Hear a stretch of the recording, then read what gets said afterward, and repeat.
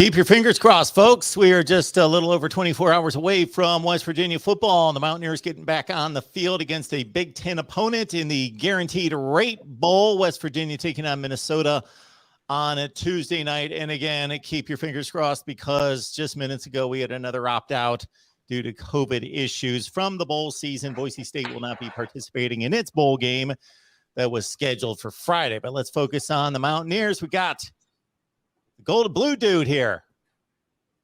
How's it going, man? Can't complain, man. We got through the holiday hustle and bustle, had a great time, and we're doing well. Cool. How about you, bud? Doing well. I hear you. Doing well, feeling good, and the holidays are a good time. This is bowl week, so here at the Voice of College Football, we are revved up, fired up, even though we're getting cancellations left and right. I think we've got 5 games that have been impacted, and I didn't hear about the Boise State one until you just said that. I didn't know about that. Yeah, that just came down. I just caught that right before I jumped in the shower and saw that Boise State's not playing, so they were supposed to play Central Michigan. Yep. And the officials of the bowl game, I forget which bowl game it is, they were playing on Friday. They are attempting to get another opponent in, or there could be an option where Central Michigan would go play in Washington State and take them on in the Sun Bowl instead of Miami. Yeah. See, there's one thing that I don't understand about that. All right. So there were 3 bowls that impacted AAC teams, and it was their opponents that had issues. But those 3 teams from the AAC, whenever the other team opted out, they said, we're done. So they would actually have opportunities like the Sun Bowl with Washington State. The AAC is going to lose a lot of money because of this. And I know it's not their fault as far as the COVID thing, but saying, nah, we're not going to even make an attempt. And I understand travel, it's a hassle and all that stuff, but that is a lot of money to lose. So we've got 3 teams from the ACC that decided to opt out. That would be Miami, Virginia, and Boston College. So the point that you're bringing up in particular, Boston College was supposed to play East Carolina. East Carolina was all ready to play football. Yep. Why don't we move them down to the Sun Bowl, for example? They would be an option. So with SMU, who was supposed to play Virginia, to play Washington State in the Sun Bowl. And Memphis in the Hawaii Bowl. And then we've got Memphis in the Hawaii Bowl. Good point.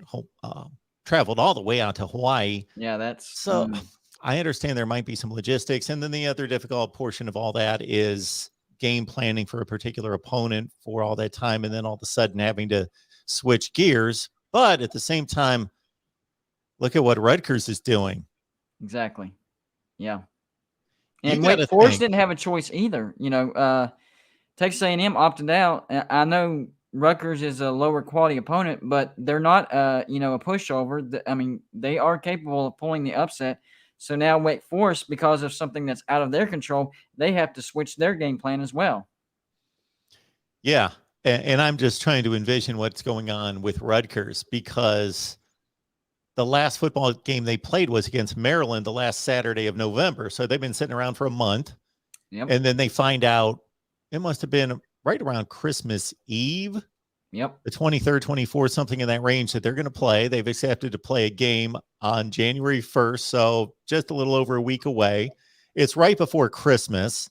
So I don't know if you're going to ask those kids, call them up on Christmas Eve and say, get back here tomorrow.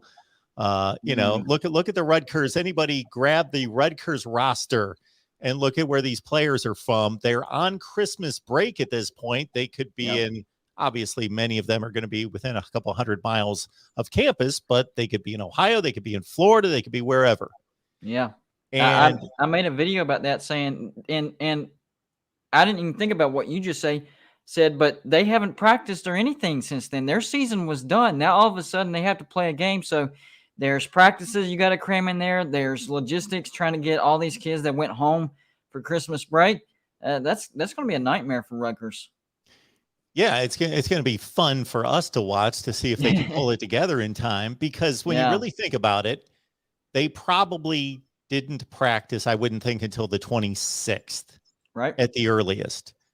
And they're trying to practice for maybe 4 days, 4 practices, and then you're flying on Friday and you're playing on Saturday. And that's if you can get everybody together. Yeah. Man. And you Yeah, got I to see. think if it's the typical college football situation, unless I'm missing something here, last game was against Maryland the last Saturday of November. Yep. You're basically not doing anything football related after that. Then everybody's geared up to go on Christmas vacation, come back, and then sometime the first few days of school, they start their winter conditioning, lifting weights, all that, sometime mid-January. And all of a Yeah. sudden, you're sitting on the couch eating Doritos, and you get a call from Greg Schiano, and he says, we're playing on New Year's Day in the Gator Bowl, and you got to get Whoa. in shape, and you got to get the team together and ready to play. It'll be fun to watch, and I'm glad that there's going to be a Gator Bowl. And that's another thing. The Gator Bowl, that's a decent bowl. It's not like that all of a sudden now they're in the Fenway Bowl or, the famous Idaho, but they're in Yep. the Gator Bowl. That's a pretty good bowl. Yeah. It's really a no-lose situation for Rutgers. If they get stomped Yeah. by 5 touchdowns, they can say, Yeah. did you really expect us to be ready to play this? But if they go out there and beat the team that played in the ACC championship game. What about Wake Forest, man? Though they have everything on the line now. Yeah. They better make sure that they do not lose to Rutgers. I mean, that would be that'd be embarrassing. You're the ACC champs and you lose to a 5-7 Rutgers. I mean, I know they would have the, hey, we were prepared for Texas A&M, not Rutgers. We didn't even know if we were going to play anybody. I mean, they do have built-in excuses, but that would still be yes. Yeah, that would be not good for them at all. They were preparing for football at least. Rutgers was preparing for nothing. Exactly. Yes. All right. So we got this game coming up tomorrow night, Tuesday night. So if you're watching us live, we appreciate you being here. We'll get to your comments and questions in the live chat. Minnesota taking on West Virginia. Are you excited about this matchup? I am, but I'm very leery of it. I don't want to say pessimistic, but this is going to be a tough one for West Virginia. But I am excited for the opportunity. It gives us a chance to really test. Not that we haven't been tested all year, but in a bowl game, sometimes you get paired up against lesser, competition. Minnesota's not lesser competition. I would have them above West Virginia for sure. Yeah, Minnesota comes in at 8-4. They had one pretty head-scratching type loss to Miami of Ohio. No, Bowling Green. Bowling Green. I knew it was a MAC team. Bowling Green. That was early in the season.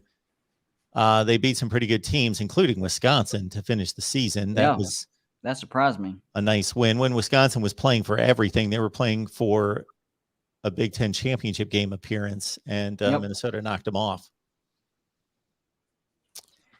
Yeah, that was I had Wisconsin winning that because, I mean, Minnesota had some stretches of looking really, really good, but at some time, like the Bowling Green loss, the loss to Illinois, they lost to some bad teams. So you really never know what you're going to get with Minnesota. Yeah, so they lost the 4 games. Those would be the 2 bad ones. The 2 nice wins that they had were, as I mentioned, the Wisconsin game. They also beat Purdue, who's 8-4. Their other 2 losses would have been a close game against Iowa. No shame in that. And I'll come up with the other one here in a second. Ohio State to begin the season. Oh, they lost to Ohio State. Yeah. 2 touchdowns. That was a good showing for them, though. That was a good showing. Absolutely. So it's just basically Letty Brown sitting out, and that's it, right? From what I'm hearing, as of right now. And, of course, from what we're hearing, the teams are still good to go, ready to line up tomorrow. So we still got 24 hours to get through, though. Yeah, and that's the thing. When I said fingers crossed off the top, these teams are dropping left and right, and we've got about 24 hours or so until, well, beyond that. But, we've got about 30 hours to go before kickoff. So let's hope for the best. And, the thing that concerns me the most with West Virginia, if you look at their schedule and their wins and losses, West Virginia is a very streaky team. Started off the season with the loss at Maryland, of course, but then 2 wins in a row, 3 losses in a row, 2 wins in a row, 2 losses in a row, 2 wins in a row. That was our season. We were a season of streaks this year. But we did finish the season with the 2-game winning streak. We beat Texas and at Kansas, which Kansas was much improved this year. So hopefully we finish the season with the 3-game winning streak. That's what I'm hoping for. Lewis in the live chat is telling us that UTEP is applying to the NCAA to play in the Sun Bowl against Washington State. Now, UTEP is right there. It's in Texas, El Paso. They're in another bowl, aren't they? I thought UTEP well, they already played against Fresno that's State. Right. Yeah. And played pretty well. Lost by a touchdown to Fresno State. So that was another thing that I heard brought up when Texas A&M was the first team to bow out, that some of these bowls might look at teams that had already played in bowl games because they were already conditioning, working out, practicing. And if they would only taken a week break, then it would be like just another game week for them. Yeah. I like that comment. I would like East Carolina to go to the Sun Bowl, but they announced whenever their bowl was canceled that was it. They were done. So Central Michigan, since their bowl was canceled, they might be in the mix. There's a lot of people that could be slotted in to the Sun Bowl. I like I said before, I think that's a missed opportunity for the AAC. I really do. I think that would have been a good bowl for them. They're already losing a lot of revenue because 3 of their bowls were canceled. So I'm not sure. But again, we understand you prepare for one team, the logistics, all that stuff. It's kind of a nightmare. So, I guess they outweighed the cons with the pros. We're going to have Daniel House from Gophers Guru stop by here in the next few minutes to break down the Minnesota side of this matchup. And the Gophers, again, coming in at 8-4, had a nice run in the Big Ten, and we're in contention for the Western Division Championship up until the last weekend of the season. Typically, the way things slot in the Big Ten is that they get a number of teams into the playoff, and in New Year's 6 games that they typically have to play up in competition. Yep. Because if you think about it, if you get teams in the playoff and you get teams in the New Year's 6, like you've got Michigan, Michigan State, Ohio State, all in New Year's 6 games, then they typically slot in. You have to play better teams. But in this particular matchup, Minnesota's playing down in regards to, I'm not saying West Virginia is not as good, but basically, if you just look at the records, they're playing. I would agree with that. Some people were telling me, well, if you look at their schedules, West Virginia played tougher teams. West Virginia would have gone 8-4 with Minnesota's. I looked into it, and West Virginia's SOS is 47 and Minnesota's 26. So I'm not buying that either. Minnesota, and this is coming from a West Virginia fan, I do think going into this game, now anything can happen in the game, but going into this game, I feel that Minnesota is the better team. I really do. Have you looked at the line recently? No. The last time that I saw it was Minnesota favored by 5, I believe. Okay. So, and I would probably take Minnesota with the line, to be honest with you, especially with Letty Brown opting out. And he got a lot of backlash from West Virginia fans, and I understand that. But the way that I see it with Letty Brown, I actually think that's a good decision for him, because if you look at the entire season, that offensive line was terrible, and I mean terrible. He only went over 100 yards 4 times, and it wasn't because Letty Brown all of a sudden had a bad season. It was because that offensive line couldn't block for him. So if he plays this game, that gives him another opportunity with a bad offensive line to sustain an injury. Now, nobody's predicting him to be a first rounder or even second rounder, which makes it even more important in my eyes, because he's on that edge to where he might not be drafted. He gets an injury, he's not getting drafted at all. So I actually totally understand his decision for not playing in the Guaranteed Rate Bowl. And plus, it's the Guaranteed Rate Bowl. We try to get excited for every bowl, but if you look through it through a player's eyes, I really think he made the right decision. This is the only thing that I continue to question about these players' decisions, is if we're going to deem this as a meaningless game, or the player in particular. I'm not debating them. They can do whatever they want. It's their career. And I understand not wanting to risk injury to then prepare for the NFL draft. But who did West Virginia play? Kansas, its last game? Yep. Why was that game any more meaningful than this game? That's a good point right there. That is a good point. It was actually it's probably right up there with it because that More was the people are going to ball. watch this game Yeah, by definitely. far. The Kansas game got us qualified for this game, so this game is actually the next step. So, yeah, this game would actually be more important than the Kansas game because that's what that game was for, to get to this game. Are we going to get to a point where players are determining that there are games late in the season that do not count toward conference championships and could be termed meaningless? Yep.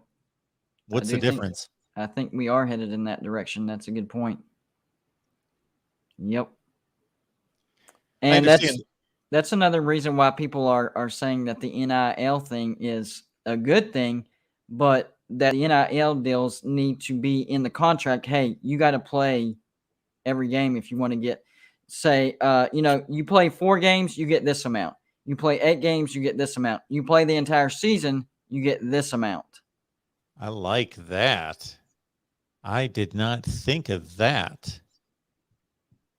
That is a great point. They're making these decisions based on, financial reasons because, the NFL equals a lot of money. You don't want to risk an injury. Well, if you offset that by, hey, you're going to make this money right now. It's not going to be as much as the NFL by far, but, let's say, we'll say $100,000. If you're playing this game, you're getting $100,000. Players will definitely think twice before opting out. Oh, absolutely. But to your point, if I'm a company that has hired the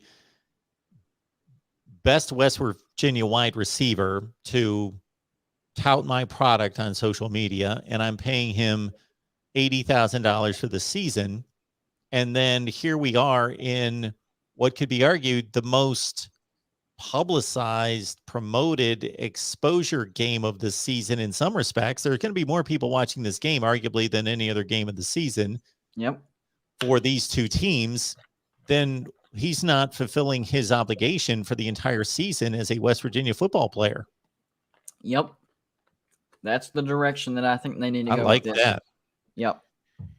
That would keep these players from opting out. That's why I always have pushback for people that are, oh, this NIL, this is a bad thing. We're headed towards, just amateur sports going away. But there's always a plus side to everything, and that would be the major plus side. Actually, having players not opt out because they have financial reasons to play for right now, not just because you think about it. These young athletes, you're offering them $100,000 right on the spot versus something that's not guaranteed. I mean, it's likely, but it's not guaranteed. Or, both. You can get the $100,000, don't get injured, and move on to the NFL. They're going to play more. So I had thought of it this way. This was my idea. I like your idea. This was my idea that these bowl games are already sponsored. Yep. So if Allstate is sponsoring a bowl game and who knows how much money they're paying to the networks and the bowl game itself to run the facility and do all the things that have to be done, take a portion of that money, or they can add to it and pay the players for the game. And therefore there's incentive to play the game. They're getting paid to play the game by the sponsor. I like it. Yeah. That's a great idea, actually. They're basically what we're trying to convey is there needs to be something to encourage these players to stop opting out because, they can act like that this is a less important game. And the comment that I said earlier about this bowl, I'm talking about compared to other bowls, like, the Sugar Bowl, stuff like that. But compared to the season, it's the most important game. So to get these players to not opt out, that's the goal. That's what we want. You're going to have to kind of offset, them looking towards the NFL and trying not to get an injury. Will you take $100,000 risk is basically what you're asking, which A lot of people would. So at least you would make them think. There's probably still some players out there that be, no, we're not. But I would say the majority would at least think about it and say, you know what, I'm going to play for that $100,000. Now, I don't know how much money could be offered to these players. I don't know what the financial considerations of these sponsors are. I don't know what they're paying these networks, and I don't know if it's 5 million, 10 million, 50 million. I don't know. So I don't know what that number would be. And then you may run into an issue in which, are they going to pay all the players? Are they only going to pay the players that would have opted out? Right. That can become an issue. So well, maybe you it's look just at it. their slice of it. They would give up their slice of it. They could pay it to all the potential opt-outs, because then other players would know, okay, I know that my season. So if you're a sophomore on the West Virginia football team, you're not opting out. You're going to be back next year. You're playing in the bowl game. Right. And then maybe you get put off by somebody else getting paid, but next year, if I'm eligible for the NFL draft, then I'll get paid out next year. Why don't they do it this way? I would say the first string. Your first string are the guys that you count on the most. And I know some teams, they rotate it. There's not a constant first string, but you have a basic idea of your first string. So going into the bowl, you tell the first string of both teams, hey, if you play the game, this is your cut. If you opt out, you're not getting it. Now, it's not going to go to the second string and beyond that, but then they're thinking in the back of their heads, hey, if we get the first string next year, we'll get some of that. Yeah, I think there's too much gray area between first string and second string with some of these positions. That would be one thing that would have to get figured out. But it would give the players more incentive to, be the first string whenever bowl season rolls around as well, and not opt out. So we got Minnesota taking on West Virginia in about 28 hours. We got Daniel House on the line from Gophers Guru to help us break it all down. Daniel, how you doing tonight? Doing well. Happy holidays, guys. Bowl game. Everybody's excited for a little late night football for the East Coast fans. You got your coffee ready. It's 10:15 out there. Oh yeah. This is when I love football to be played. See, I'm a Pac-12 at night guy on Saturday nights watching these games till 2:30 in the morning. So I've got no issue with the late night bowl game. Now, if I choose, which I've guaranteed to the audience to be on here after all the bowl games each night, then yeah, it's going to be a bit rough taking calls at 3:00 in the morning, but that's what we do. That's what we do. That's dedication right there. I have the pleasure and the honor of talking to Golden Blue Dude on a regular basis, and also to Daniel on a regular basis to break down Minnesota football. So the best way that I know how to conduct this is to let you guys mix it up and match it up between the Gophers and the Mountaineers. So Chris, I'll let you get started with anything that you've got to ask on Minnesota football. Well, I was looking at both of these teams and their stats, and I think it's a pretty even matchup as far as the way these two teams play. Minnesota's the better team, in my opinion, for sure. But the way these two teams play, I think they're very similar. West Virginia and Minnesota, not very good on offense. West Virginia 81st, Minnesota 85th. But on defense is where both of these teams thrive, especially Minnesota. They actually have a sizable gap on the defensive side. We're 48th. You guys are top 10. So that's something that we're going to have to deal with. And if West Virginia, I looked at all the games that West Virginia played this year. And when we don't rush the ball well, we're probably going to lose. So if we can establish the run against Minnesota, we have a chance. Problem is, Minnesota doesn't let that happen very often. So this is going to be a very tough uphill climb for West Virginia, because we're going to have the tall task of trying to establish the run game against the top 10 Minnesota defense. One of their specialties, stopping the run. Yeah, I agree. Stopping the run is the recipe for Minnesota's defense this year. You look at what they were able to do, being a top 10 defense in terms of rush defense efficiency, and then also being a really, really good team on passing downs, one of the best passing down success rates in college football. So the recipe was get teams behind the sticks by stopping the run on early downs and then sending simulated pressures, mixing in some blitz looks. I mean, they didn't really blitz a ton. They actually sent more simulated pressure, looking like they're going to rush 6 or 7 and then, being able to drop and rush 4 players. So that's definitely the strength of Minnesota's team. I think you pinpointed that. Offensively, the passing game just never really was able to find its footing. And now you have a variable here as well where Matt Simon, the co-offensive coordinator and wide receivers coach, would be calling the game. The Gophers parted ways with Mike Sanford at the end of the season. So Matt Simon's calling the game. They actually hired Kirk Shiraka, an offensive analyst from West Virginia, back. He was PJ Fleck's offensive coordinator at Western Michigan, followed him to Minnesota, and then took the job at Penn State after the 2019 season. And then 1 year there with James Franklin, and then now analyst with Neil Brown at West Virginia. So he's not involved with coaching the game. He's going to be back in Minneapolis. He's not traveling down there. So but that's just another interesting wrinkle that Minnesota and West Virginia have a personnel that are joining personnel member that's coming to Minnesota, back to Minnesota. So that's one of the things to watch for is how does Matt Simon call the game?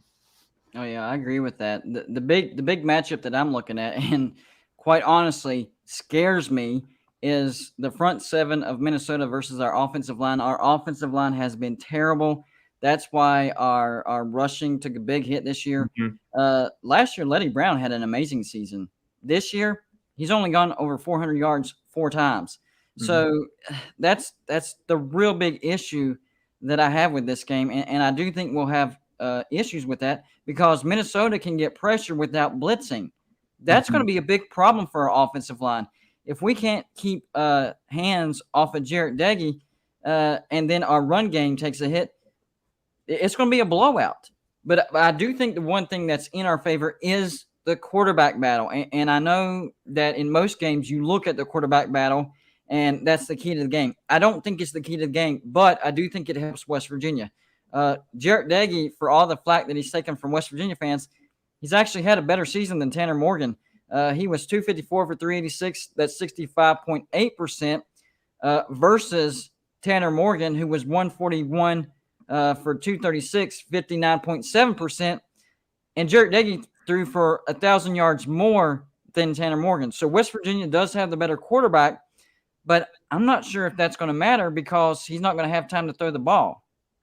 Yeah, you do look at the statistics of the game. You watch the film, and you do see that, Jarrett Deggy, the one thing that I really liked about West Virginia's passing game was just how they spread everybody out. They run the screen game really well, get their playmakers out in space. I'm a big fan of Winston Wright. I think he's a really good player.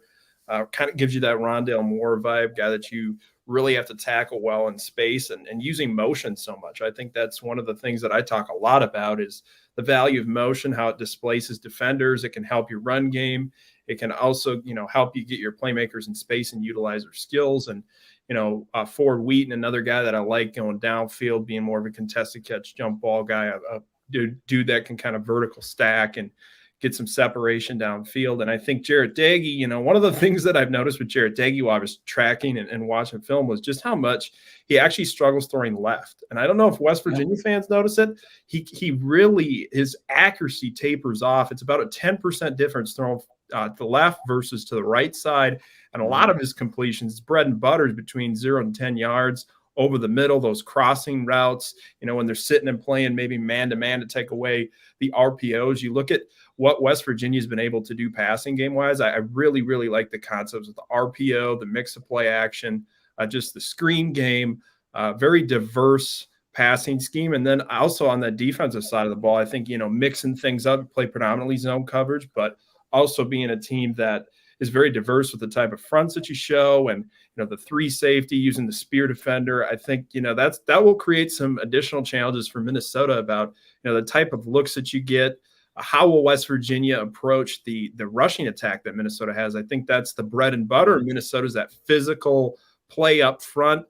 the rushing attack was able to really withstand injury. Mohamed Ibrahim getting hurt in the first game of the season, Trey Potts going down, Bryce Williams going down. You have Bucky Irving, who's played very well. He's more of a shifty back with great contact balance. And then Kai Thomas being more of the physical running back. Those two guys have stepped up. So how will West Virginia respond to a very physical Minnesota front? I think they'll use a lot of inside zone, some power gap, counter stuff to test West Virginia. And maybe Neil Brown. What do you think Neil Brown will do? Will he come out, try to stack the box a little bit more than he traditionally would to take away the run? Or how do you see that playing out? He's not really big on stacking the box, but I'm hoping that he goes against his own trend and does stack the box, because Minnesota is very good at running back by committee. You guys don't have like this Heisman type running back that is going to kill the front seven, but you have a running back by committee that's fresh all the time and that can do damage in different ways. So if we don't stack the box from time to time and make Minnesota throw, it's going to be a long day, because Minnesota is best at running the ball. Now, for West Virginia, it's kind of a different story. It's not that that's our bread and butter. It's we have to be at least successful at it to open up the passing game. We're actually better in the passing game, but if our rushing game is non-existent, it doesn't matter, because they're going to get hands on Jarrett Doege and shut the rushing down, because there's nothing to deter the defenders. They're going to be all keen on Jarrett Doege because we can't run the ball. Mm-hmm. So it's going to be two different game plans, in my opinion, between West Virginia and Minnesota. Even though they're similar and West Virginia likes to establish the ball, it's different because that's Minnesota's bread and butter. West Virginia uses that to open up the passing game. Minnesota doesn't necessarily do that. They just like running the ball and moving the chains and wearing the defense out, chewing clock, moving the chains, and wearing that defense out. And Minnesota's pretty good at it. Yeah, and that's the variable that I'm interested to see in this game, what type of defensive approach they take, because they're a very hybrid type of defense and, have a lot of players, like the spear defender, for example, being able to have a hybrid player like that. I think it can help you take away the RPO, if they're going to sit and rob on that.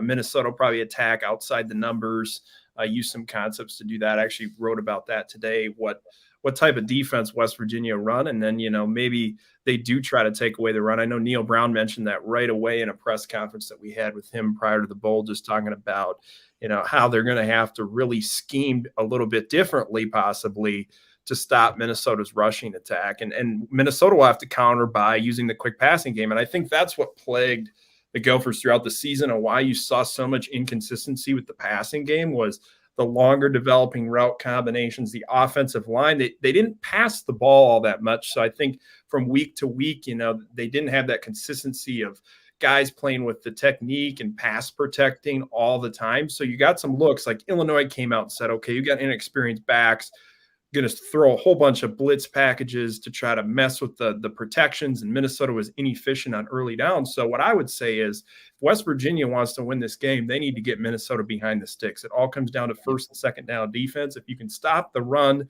and then Minnesota make them have to pass the football, I think, that's the thing. I mean, Minnesota's RPO game is something that I think you will see emerge again with Kirk Shiraka coming. You definitely can see his influence in West Virginia's scheme just from, following Kirk and being around his offense for a long time. I definitely could see that being an added bonus with West Virginia. So that's something I'm watching for. I think West Virginia's ability to really assert itself defensively and stop the run, that's going to be the variable if they want to be in this game. Yeah, and a lot of the question that a lot of West Virginia fans ask is, why did West Virginia not stretch the field? And they tried to lay it on Jarrett Doege, but the bottom line is our offensive line didn't give him enough time for those routes to develop, and he got sacked. I guarantee if you go back and watch how many times he got sacked, there was probably on those long routes getting developed and that offensive line not being able to hold up.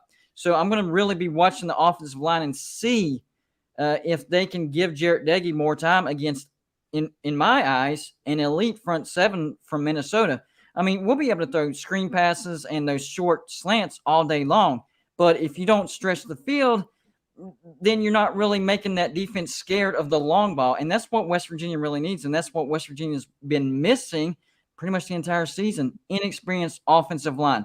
So if we can get that figured out and get to where Jarrett Day can sit back there 2-3 seconds and those routes develop, that could be a different ballgame. That could actually change the game for West Virginia, but they haven't done enough for me to have faith in that. So what I'm expecting is a lot of outside wide receiver bubble screens, inside slants, a lot of hitch and goes, something like that. Short stuff, moving the sticks. We might see a 15, 20-yard stretch pass every once in a while, but I really don't see West Virginia trying to take any type of deep shots because our offensive line just can't hold that long. And I think that's one of the things with Minnesota's defense, a really sound tackling team, one of the better tackling teams in the conference this season when you look at the missed tackle data. So they swarm to the football. They aren't going to give you a ton of yak because they're going to really do a nice job of tackling. So I think that's one of the things as well. You can't just sit and run the screens and the quick hitting stuff all day. You're going to have to take some chances. And Minnesota, if they get you behind the sticks, they were number 2 in the nation in passing down success rate defensively. So their ability to get off the field, Joe Rossi, the defensive coordinator, does an outstanding job of mixing things up. He's one of the rising star defensive coordinators, I think, in the nation, just studying different coordinators. I think he's a guy that will be on the radar of a lot of teams, maybe as a high-profile defensive coordinator or a head coach in the future.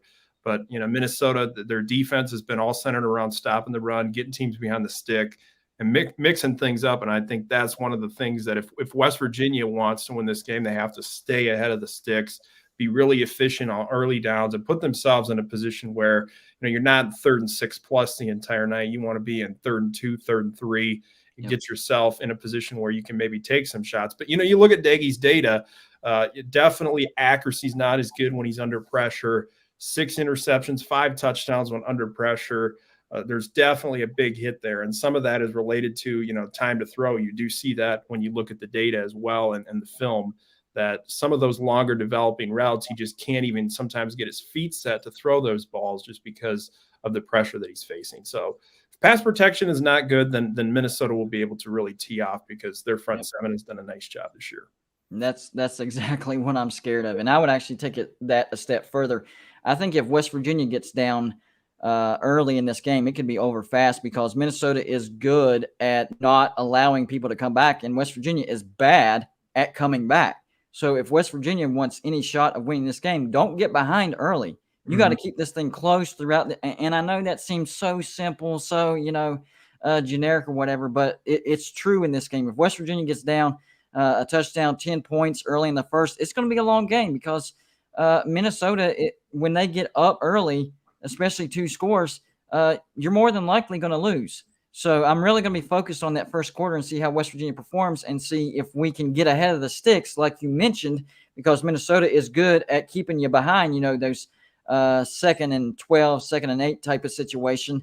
If West Virginia can avoid that and avoid getting down big, we have a shot. So that first quarter is going to be crucial. West Virginia is not a good comeback team. So if we get down big, it's going to be a long day for West Virginia. Well, and how does West Virginia's rushing attack look with Letty Brown opting out? You got Tony Mathis and you got Justin Johnson playing running back. And how does that all come together? Are you able to find any sort of rushing identity to have that physical element? I mean, you're skewed toward the pass type of team and, spread it out, get the ball in space. But, you might have to use that screen game even more as an extension of that rushing attack as you kind of ease these younger backs into action. So, it is a great evaluation point. You get these extra bowl practices, which I think is an underrated thing that people don't talk enough about. And, now you get some of these younger guys into the mix, get them some reps. I think that's extremely valuable for heading into next season and an edge that some teams don't get if they don't qualify for bowl game. Yeah. And I do think that West Virginia's secondary is better than Minnesota's.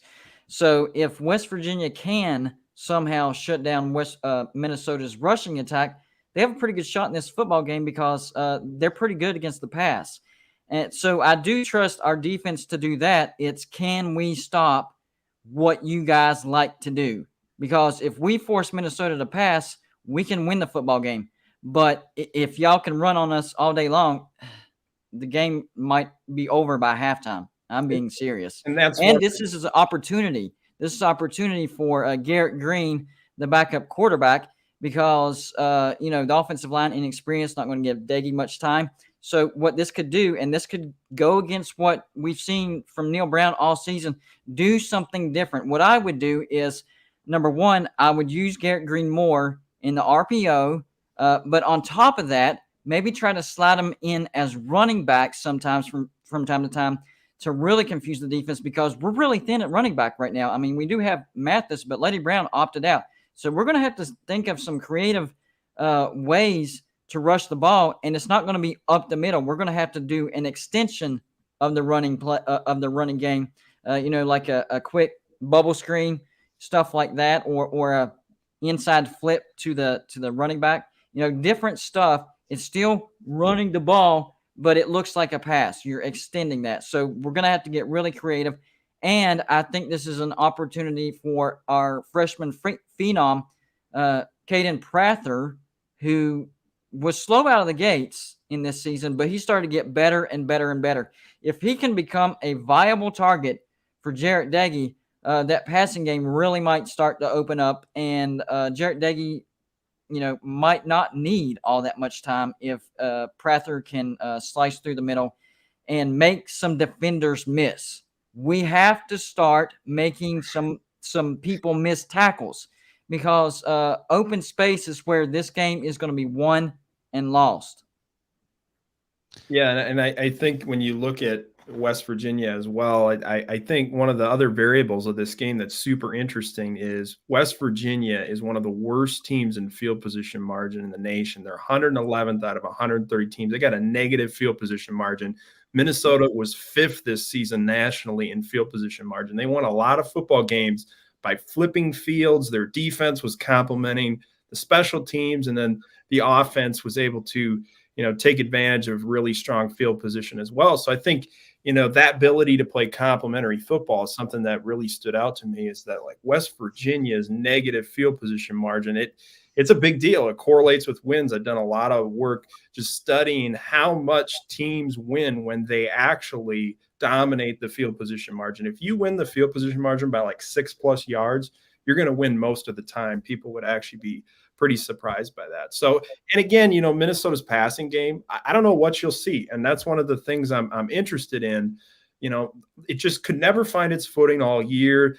At the end of the season, you started to see the quick game become more prominent, pure progression stuff where you're able to, attack outside the numbers. And then, with the RPO game, pairing that up with play action pass and layering that and getting the ball downfield more, which I think, Tanner Morgan did a great job when throwing downfield in 2019. Everybody talked about the RPO stuff, which was definitely his strength, the quick release, but also his ability to throw a touchdown field. When teams started to play man coverage to take away the RPOs, you're able to take more shots. So now I think with Matt Simon, you'll see maybe a little bit of a different approach. Maybe it goes back to what you saw with Kirk Schrock in 2019, the RPO game layered with the play action and the drop back passing, and then also being able to pair that up with the inside and outside zone concepts. Minnesota's outside zone scheme has become something that not a lot of people talk about, but they executed extremely well with John Michael Schmitz, the center inside. He's coming back next season, which is huge. One of the more underrated centers in the nation. So keep an eye on John Michael Schmitz in the middle. Daniel, how many other opt-outs are there for Minnesota, if any? Everybody's playing in the bowl game for Okay. Minnesota. There are definitely guys that will be playing at the next level. Asezi Atomiwo, Boye Mafe, both accepted Senior Bowl invites. Blaze Andres is going to play in the East-West Shrine game. But as of now, everybody's expected to play now.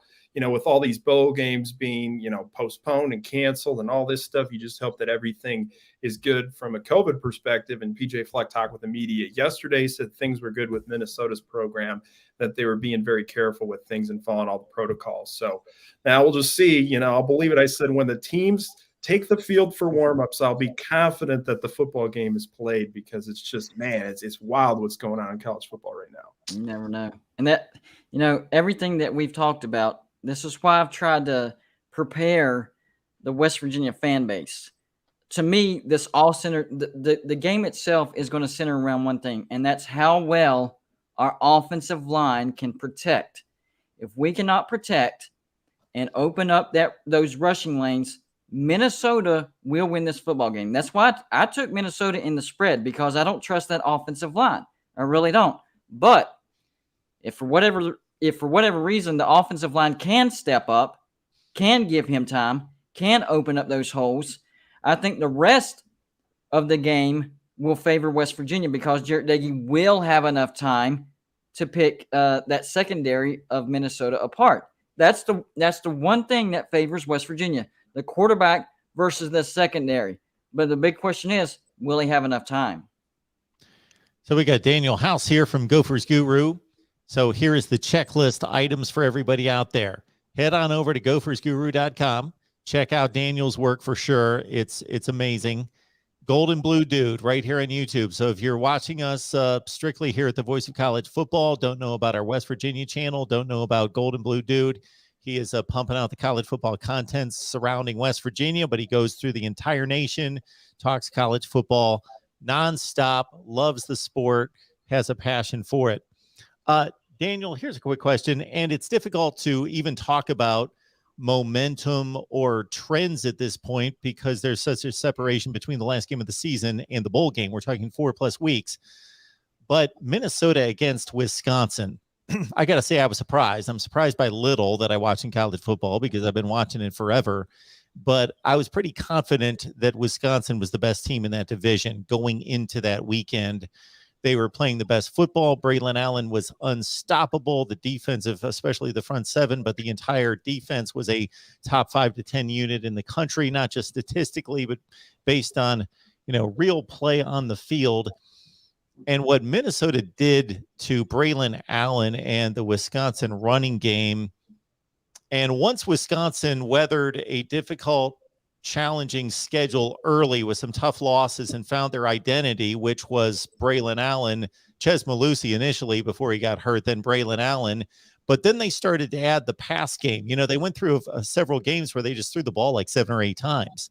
But then they started to add the pass game and do some things with Graham Mertz and gain his confidence. And they arrived at that game with a complete offense and a very, as you well know, experienced wide receiver core and tight end Jake Ferguson included in that. And the Minnesota defensive effort against them was just outstanding. That's the thing. Minnesota's defense was phenomenal this season. You go and you look at the advanced data. This is one of the better defenses dating back to like 1977. That's one of the golden defenses in Minnesota football history. They put together an impressive season, especially against the run, one of the more efficient performances against Wisconsin. Wisconsin's bread and butter is running the football. We all know that. That's how they play. And to be able to shut down Braylon Allen like that, he was grooving coming into that game. Minnesota's coaching staff on the defensive side of the ball is very talented. I think you'll see some of those guys after next season possibly getting some interest for head coaching gigs. I think they have a really good nucleus of coaches on that side of the ball. And what you saw on offense was Minnesota was so heavy upon running the football and the heavy packages, especially on first down. They were just 75+% rushing percentage on first down. But then you started to see them, okay, now the quick game, going to hit people with that, open things up with the pass, and pair that running game up. And I think that was something that Wisconsin maybe wasn't prepared for. They had called a beautiful, like Steve Sarkisian wave concept play to Chris Ottman-Bell for a touchdown that was huge in that game. But it was a wrinkle that you had not saw, that crossing route, that influences the defense. They're playing a lot of man coverage and really, pressing up on Minnesota's wide receivers. And they started to take advantage of that by hitting them with the crossing routes. And I just thought it was a really well executed scheme, and Minnesota put it all together and played one of its best performances of the year. So definitely a lot to build from off of that into the bowl game, and wondering what the offense will look like now with Matt Simon running the show for the bowl game. Daniel, is there anything that we've missed on this matchup?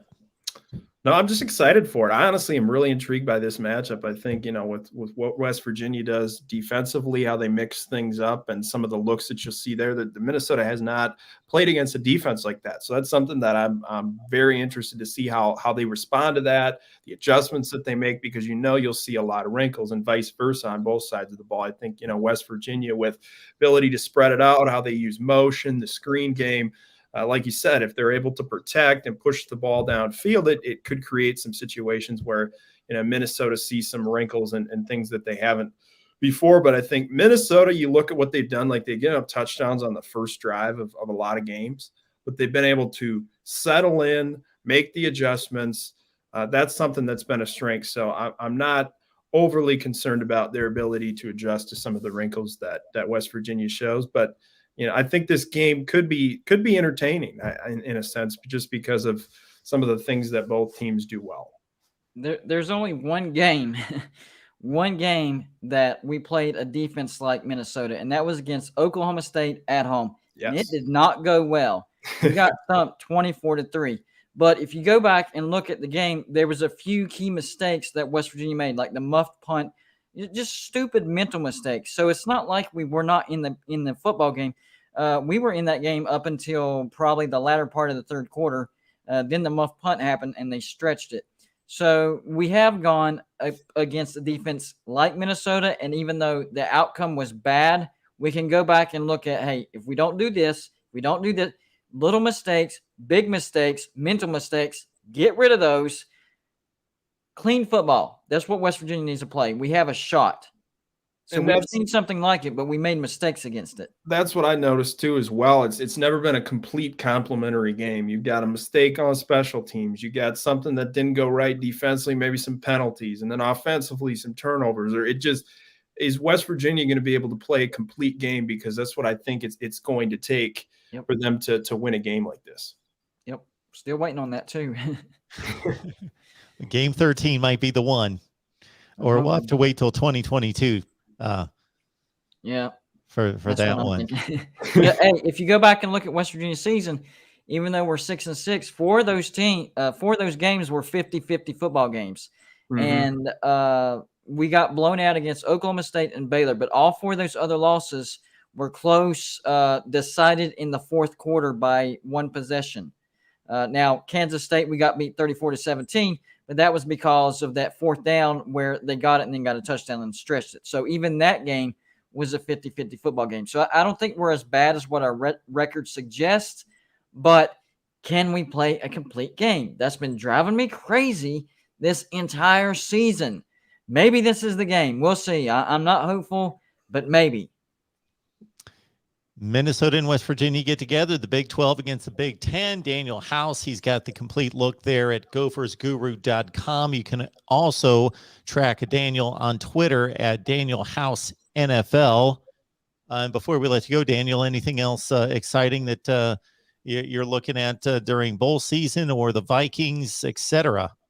I'm just enjoying all the college football, because we didn't really get a bowl season last year. So every game we get that isn't canceled, we got to just enjoy it. I'm looking forward to the college football playoff. I think, looking at Georgia and Michigan and how they match up against one another, I think that should be a very entertaining game. And then looking at Cincy, playing against Alabama, all of that team speed. I mean, Jameson Williams is my guy. I love watching him play. How will Cincy handle that? I'm intrigued for the college football playoff games. I also love the Sugar Bowl with Ole Miss and Baylor. I think that's going to be a great matchup. You get to see that defensive scheme go up against that up-tempo attack of Ole Miss and just how they do things offensively. I'm just hyped about bowl season, and the bowl game tomorrow night should be a lot of fun. Very good. Daniel, we always appreciate it. Thanks. Always enjoy coming on. Enjoy the game, guys. Great talk, bud. All right. Appreciate Daniel House dropping by to break down the Minnesota side of the tomorrow night's matchup. Absolutely. We really didn't have anything happen post National Signing Day, did we, for the Mountaineers? As I look at things, I believe there were 20 signed at the time. We did. We got a All-American transfer. Trying to remember what. I think it was a JUCO transfer, and we had a few surprises the day after. So, and I'm gonna do a video on that, because there were a few things that I didn't see coming that really is going to help West Virginia going into next year. But that All-American that we got is a big deal. Very cool. Very good. And I think West Virginia will have an upgrade from this year as far as how we perform, especially with Nico coming in. I don't expect him to start the majority of the season, but he's definitely going to create a great quarterback competition. And Neil Brown could do what he did with Deggy in 2019 and start him the last 4 games of the season. That way he doesn't have to burn his red shirt. So I'm pretty excited about next year. We have one of our best recruiting classes coming in. And I don't think our running game is going to be as big of a step back as people realize, because we got the transfer from Clemson, Lynn J. Dixon. So I'm really super excited about next year. I really am. Very good. So in regards to pregame, postgame coverage, and so forth, what do you have in store? I'm going to do a pre-recorded pregame and a pre-recorded postgame. I'll probably put out the pregame sometime tomorrow before the game starts. Of course, I have all day because it starts at 10:15, but I'll get it out as early as possible. And then, of course, the postgame, the game won't be over till 3-something, so I'm probably going to wait till the following morning to put that out, because people usually aren't searching for that at 4 a.m. in the morning. So we'll try to make it to where it's more convenient for people. There you have it, folks. Golden Blue Dude right here on YouTube. So not just check out the channel, but make sure you subscribe. Support the channel, Golden Blue Dude, right here on YouTube. And head on over to our West Virginia channel. So we've got Golden Blue Dude. You got myself, got a number of contributors that are combining our efforts on our West Virginia channel here at the Voice of College Football. So please head on over there and subscribe. Get us up to 1,000 subs, which helps in regards to the YouTube algorithms. Yes. Let's show them who the best fan base is out there. If you're a West Virginia fan and you hear my voice, go hit the subscribe button. Very good. All right, man. Well, enjoy the game. And we will be looking for the pregame and the postgame content. You didn't sound too optimistic, but if the offensive line can play out of their minds, that's the key. There it is. All right. Thanks. All right, man. We appreciate you. All right, everyone. I'm headed off to talk some Utah, Ohio State with a Utah writer from 247 Sports to break down the Buckeyes and the Utes. Also, we're going to be back here tonight on our main channel. That will be at 7:30 Eastern time. So at 7:30 Eastern time, we will be here to break down the Georgia-Michigan matchup. We got Big Dog Brett, and who knows who else is going to stop by from the Michigan media side or the Georgia media side to talk Bulldogs and Wolverines college football playoff that we hope gets played on Friday night. Let's have no more cancellations, especially once the big boys start playing the college football playoffs, of course, but also some of these major matchups that I see coming down here in the next few days as the Power Five gets going here, especially tomorrow. Well, Florida's been on the field. Oregon State's been on the field from the Power Five. And really, that's been it, right? That's been it from the Power Five. That's all I can think of. Oregon State lost to Utah State in the LA Bowl, and Florida lost to UCF. Missouri also played out of the SEC, played Army. So the Power Five is 0-3 right now. Obviously, those matchups are lower tier Power Fives taking on the top teams in the group of five. But 3 Power Fives have played thus far, so everybody still has yet to play. The entire SEC and the Big Ten pretty much. The ACC has had 3 cancellations with Miami, Virginia, and Boston College. So it's a good thing we've got, for everybody who thinks there are too many bowl games, good thing we've got all these bowl games in reserve this year. So again, full slate tomorrow. It starts at around 2 o'clock in the afternoon. Let's see, because we only had the one game today in the bowl schedule with Nevada taking on Western Michigan. Western Michigan won that one easily with Carson Strong, the Nevada quarterback, preparing for the NFL draft and opting out. And that game was a blowout. And just to get us set for Tuesday,